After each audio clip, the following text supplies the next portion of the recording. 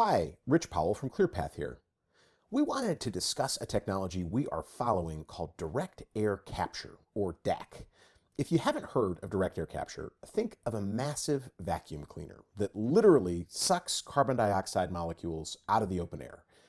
Now, before we get to the exciting technologies and opportunities, let's first examine why you'd do something like this. The changing climate is largely caused by larger amounts of greenhouse gases being emitted into the air. Another way to think about this, like a bathtub being filled with water, greenhouse gases are building up in the atmosphere.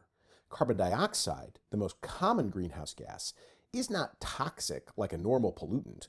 We all breathe it in and out all the time. It's also plant food, so plants help drain carbon dioxide from the atmosphere. But, like a bathtub, if it fills faster than the plants can manage, a little overflow is not ideal, and significant overflow will cause all kinds of problems. There are many efforts underway for keeping that CO2 from going up into the atmosphere, and ClearPath spends the majority of its time working on technologies that either don't emit CO2 at all, think nuclear or renewables like hydropower and geothermal, or that capture all of the CO2 that would have been emitted from power plants and put it back underground. But there are some limitations to this approach. First, there's already a heck of a lot of extra CO2 up there in the atmosphere.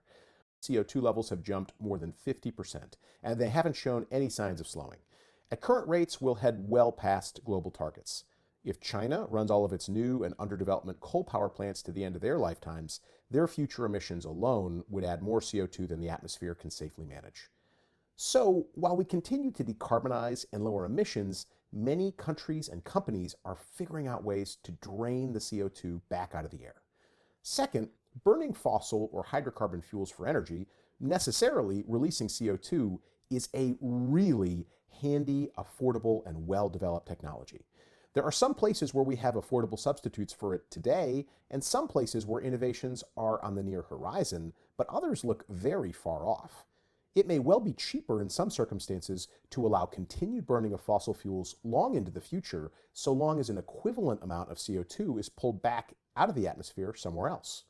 This approach is often called net zero emissions, meaning as much as you've put up, you've taken back down somewhere else. The good news, we are developing a toolkit for this carbon dioxide removal, and ClearPath is interested in direct air capture, one of these tools. Literally, this is using machines to pull CO2 back out of the air. A number of great innovators, as well as some great conservatives, have been the early ones to highlight this technology. Last year, the MIT Technology Review asked Bill Gates to predict the future. Included in his 10 predictions was what he calls a carbon dioxide catcher. Congress, led by Senate Republicans, appropriated $30 million for DAC R&D in 2019. Republican Senator John Barrasso from Wyoming has proposed in legislation a DAC X Prize. House Republican leader Kevin McCarthy is rolling out a climate package which included major new incentives for DAC machines.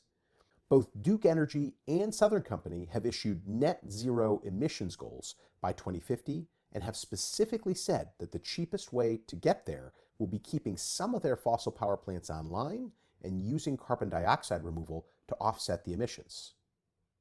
And just recently, Southern Company announced an expanded DAC focus for the National Carbon Capture Center, a huge research facility in Alabama that ClearPath sponsors. Occidental Petroleum has announced a JV with Bill Gates-backed Carbon Engineering, a DAC company, to build a massive facility in West Texas to capture CO2 from the air, inject it underground to spur enhanced oil recovery, effectively creating greener and potentially even net negative barrels of oil. Despite all this interest, this tech is still in its very early days. There are a handful of commercial DAC facilities, but the nascent innovators require lots of capital, energy, and land.